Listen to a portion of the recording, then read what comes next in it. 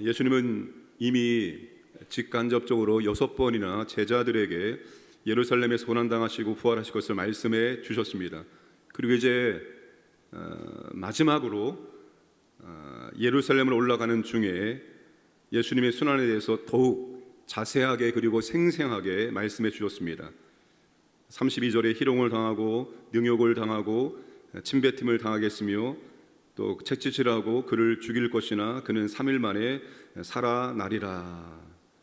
예수님께서 이렇게 자세하게 아주 생생하게 예루살렘에서 당할 고난과 부활에 대해서 말씀해 주셨건만 이 제자들은 하나도 이것을 깨닫지 못했습니다.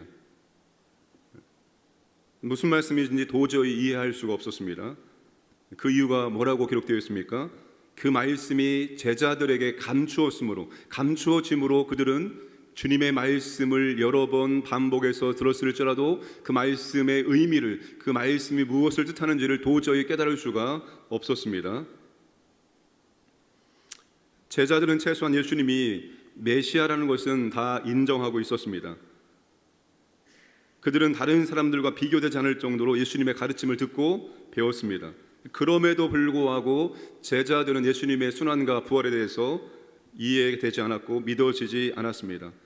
제자들은 영적인 무지를 벗어나고 있지 못하고 있습니다. 반면에 길가에 앉아 구걸하던 맹인은 예수님의 메시아 사역을 정확하게 알고 있었습니다. 그리고 그분의 메시아됨을 인정하고 고백을 합니다. 맹인이 나사렛 예수께서 지나가신다 하는 말을 듣자마자 외치는 것이 무엇입니까? 다윗의 자손이여 나를 불쌍히 여겨 주옵소서. 앞서가는 사람들이 꾸짖고 멈추라고 막아서고 책망하자 그는 더 크게 다윗의 자손이여 나를 불쌍히 여기소서라고 외칩니다. 누가복음에서 지금까지 예수님을 가리켜서 다윗의 자손이라고 부른 사람은 지금 이 맹인이 처음입니다. 2번이나 예수님을 다윗의 자손이라고 부르고 있습니다. 예수님 맹인에게 묻습니다. 내가 무엇을 하여 주기를 원하느냐? 주여 보기를 원합니다. 주여 보기를 원합니다. 다윗의 자손으로 오신 이 메시아의 중요한 사역 가운데 하나가 눈먼 자를 보게 하는 것입니다. 이 맹인이 예수님이 메시아됨을 고백하고 이 메시아의 사역을 정확하게 알고 보기를 원한다라고 요청을 하고 있습니다. 42절에 내 믿음이 너를 구원하였다고 말씀합니다. 예수님을 다윗의 자손이라고 부르는 것도 보기를 원한다는 요청도 맹인의 메시아에 대한 믿음이었습니다. 맹인은 보게 되었고 하나님께 영광을 돌리며 그 자리에서 예수님을 따르게 되었습니다. 맹인은 육적인 눈은 감겼지만 믿음의 눈은 제자들보다 더 밝았다는 것을 확인할 수 있습니다. 제자들은 여전히 영적으로 무지하고 그들은 보지 못했고 알지 못했으나 맹인은 보게 되었다는 것입니다. 왜 제자들에게 그 말씀이 감추어지게 되었을까요? 첫째, 그들의 잘못된 메시아 사상 때문입니다. 제자들도 동일하게 다른 유대인들처럼 대중적인 메시아관을 가지고 있었던 것입니다. 메시아가 고난받고 죽는다는 것은 상상할 수가 없었습니다. 그들이 원하는 메시아관이 있습니다. 그들이 원하는 메시아관들은 그들이 원하는 것들을 이루어주는 것입니다. 로마의 압제로부터 해방시키시고 그들이 원하는 그런 놀라운 복들을 가져다 주는 그런 메시아 사상을 제자들도 가지고 있었던 것입니다. 그리고 두 번째로 제자들은 인간적이고 세상적인 보상을 바라보며 예수님을 따르고 있었습니다. 18장 28절에 우리가 우리의 것을 다 버리고 주를 따랐나이다라고 베드로가 고백합니다. 이 베드로의 고백 다음에 생략된 말이 무엇인 줄 아십니까? 그럼 우리에게 주어지는 보상이 무엇입니까? 우리가 모든 것을 다 버리고 주님을 지금 따르고 있는데 그러면 우리에게 주어지는 보상이 무엇입니까? 이 질문이 생략되어 있는 겁니다. 예루살렘을 올라가는 그 길가에서 요한과 야고보는 주님 우리를 주님의 우편과 좌편에 앉아달라고 요청을 합니다. 그리고 그 말을 들은 다른 제자들이 아주 분을 냅니다. 여러분, 제자들은 모두 그렇게 예루살렘에 올라가는 중요한 목적이 있었습니다. 주님의 고난에 동참하기 위한 그런 목적이 전혀 아니었습니다. 그들이 원하는 것들이 있었습니다. 그것은 전부 다 세상적인 것이었습니다. 세상적인 부귀 영화, 메시아를 통해 우리가 이러한 저러한 영광을 누려보겠다는 그런 생각이었습니다. 그들은 인간적인 생각으로, 헛된 야망으로 가득 차서 지금 주님을 따르고 있는 것입니다. 여러분, 그런 제자들에게 하나님의 말씀은 감추어져 있습니다. 하나님의 말씀은 많이 듣고 많이 배웠다고 해서 그 말씀이 이해가 되어지고 그 말씀이 깨달아지는 것이 절대로 아닙니다. 하나님께서 그 말씀을 감추시면 아무리 많이 듣고 아무리 많이 배워도 그 말씀 우리에게 감추어질 수밖에 없습니다. 하나님 말씀은 하나님께서 열어주실 때만이, 그래서 계시의 말씀입니다. 감추어진 것들을 하나님께서 보여주실 때만이 그 계시의 말씀의 의미를, 그 계시의 말씀을 올바로 우리가 깨달을 수 있습니다. 그저 학문적으로 많이 공부했다고 해서 하나님 말씀이 다 깨달아지고 하나님의 뜻대로 이해되는 것이 절대로 아닙니다. 여러분, 우리가 제자들처럼 인간의 헛된 욕망과 야망과 영광을 위해서 주님을 따르고 있다면 우리에게 주의 말씀은 가리워질 것입니다. 하나님이 정녕 원하는 그 말씀을 올바로 깨달을 수가 없을 것입니다. 우리가 받을 보상, 우리에게 어떤 영광이 주어질까? 여러분, 거기에 집중하고 나아가면 우리에게 영적인 세계는 열려지지 않습니다. 영적인 은혜와 복은 우리에게 감추어질 수밖에 없습니다. 영광을 보호하는 것이 아니라 우리는 여러분 십자가의 고난에 동참을 하는 삶을 살아야 됩니다. 십자가에 동참하는 삶, 그 십자가의 고난에 참여하는 삶, 어떻게 하면 하나님의 뜻을 이룰 수 있을까? 어떻게 하면 하나님께서 나의 삶을 통해서 영광 받을 수 있을까? 어떻게 하면 하나님께서 원하시는 일들을 내가 이루어 나갈 수 있을까?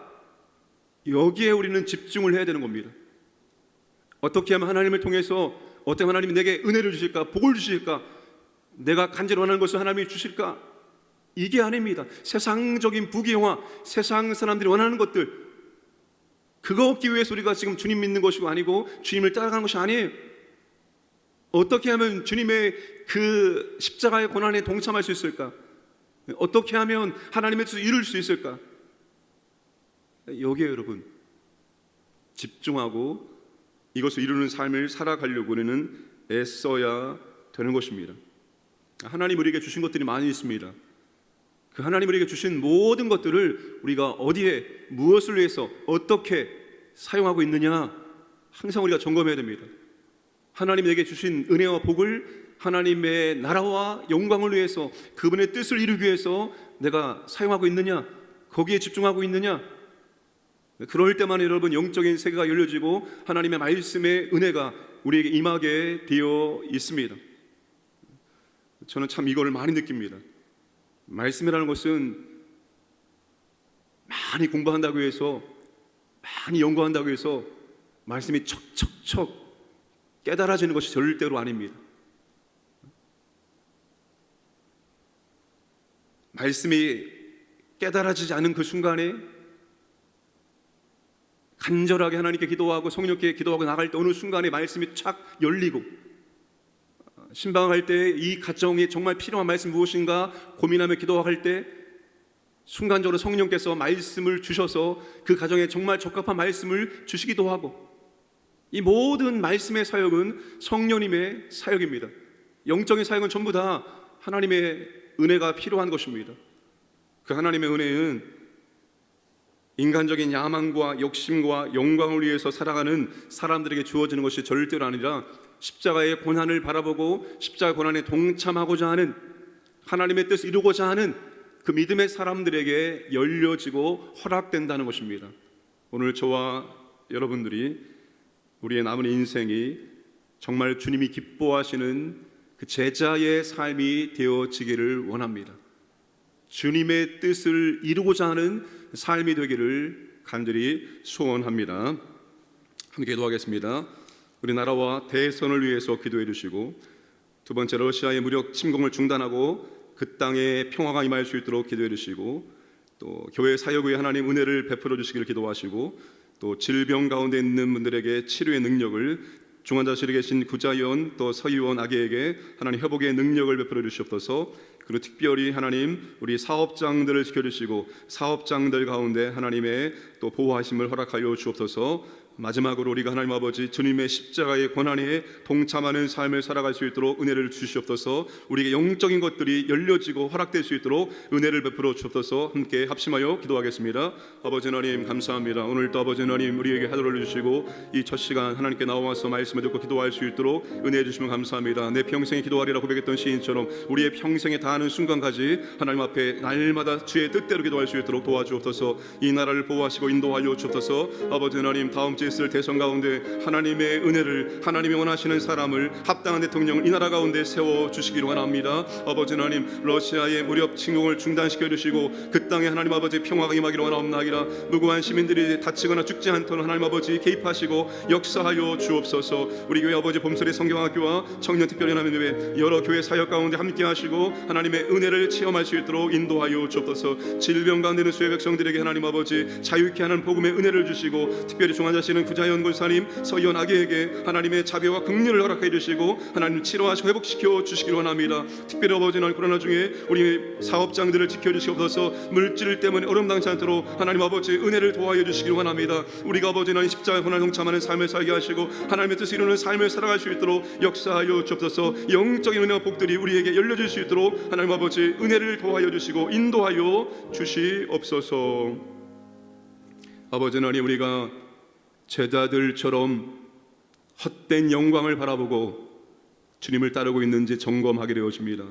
우리가 우리의 욕심을 이루고자 주님을 따르고 있는지, 세상적인 계산하고 따라가고 있는지 점검을 합니다. 아버지 하나님 우리가 정녕 주님의 십자가의 고난에 동참하는 하나님의 뜻을 이루는 삶을 살아갈 수 있도록 은혜를 베풀어 주옵소서. 영적인 것들이 우리에게 가려지지 않게 하시고 열려지게 하여 주옵소서. 하늘의 신령한 복들이 우리 가운데 충만하게 임할 수 있도록 은혜를 도와여 주시옵소서. 하나님이 나라 가운데 자비와 긍휼을 베풀어 주옵소서. 이제 곧 있을 대선 가운데 하나님 개입하시고 은혜를 주셔서 합당한 대통령을 이 나라 가운데 세워 주시기를 원합니다. 그래서 이 나라 이 민족이 하나님의 복음을 위해서 귀하게 쓰임받을 수 있도록 은혜를 도와여 주시옵소서. 하나님 아버지 질병 가운데 있는 성도들에게 하나님 치료의 능력을 베푸시고 질병 중에도 믿음으로 주님 바라보며 감당할 수 있도록 인도하여 주옵소서. 하나님 아버지 특별히 사업장들을 지켜주시고 보호하여 주옵소서. 코로나 중에 아버지 물질에 어려움 당하지 않도록 하나님께서 친히 함께 하시고 인도하여 주옵소서.